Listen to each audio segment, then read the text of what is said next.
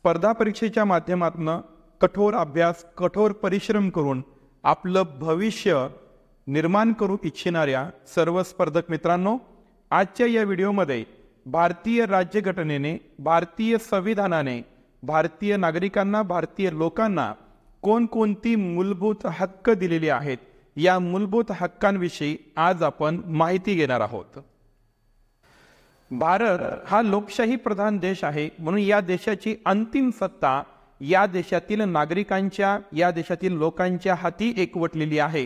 म्हणून या देशामध्ये, भारत या देशामध्ये भारतातील नागरिकांच्या मूलभूत हक्कांना खूप महत्त्व आहे।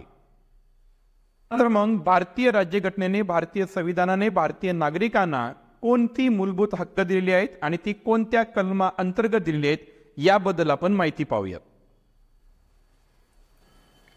आपल्या देशामध्ये म्हणजे भारत देशामध्ये लोकशाही टिकवून ठेवायची असेल तर भारतातल्या सर्व नागरिकांना कायद्यासमोर समानतेचा हक्क मिळाला पाहिजे। म्हणजे भारतातील सर्व लोक ही कायद्यासमोर समान असली पाहिजेत। म्हणून भारतीय राज्यघटनेच्या कलम 14 ते कलम 18 या कलमा अंतर्गत समतेचा हक्क भारतीय नागरिकांना देण्यात आलेला आहे। स्वातंत्र्याचा हक्क हा सर्व हक्कांचा आत्मा समजला जातो।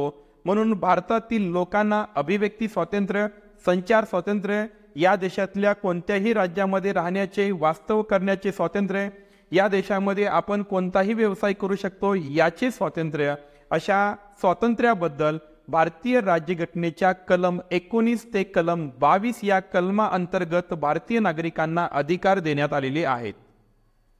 भारतीय नागरिकांना त्यांच्यावर होत असलेल्या शोषणाविरुद्ध आवाज उठवण्याचा अधिकार भारतीय राज्यघटनेच्या 23 आणि 24 या कलमांतर्गत देण्यात आलेला आहे।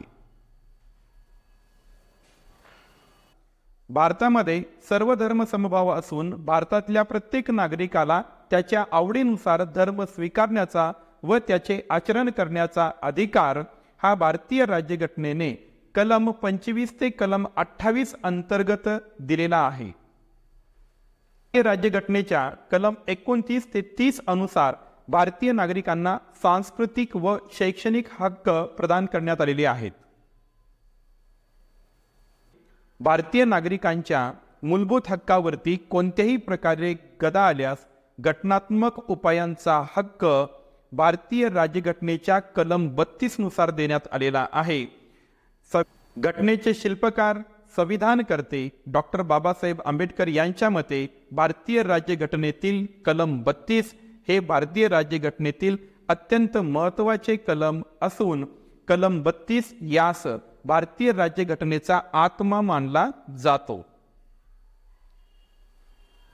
तर स्पर्धक मित्रांनो, येथे आपण भारतीय राज्यघटनेने भारतीय नागरिकांना दिलेले जे मूलभूत हक्क आहेत यांचा संक्षिप्त आढावा घेतलेला आहे। दृष्टिकोनातनं मूलभूत हक्क हा अतिशय महत्त्वाचा घटक आहे व त्याबद्दलची आपला हा व्हिडिओ आपणास आवडला तर या व्हिडिओला लाईक, शेअर आणि आमच्या चॅनलला सबस्क्राईब नक्की करावे, आमच्या चॅनलला फॉलो नक्की करावे।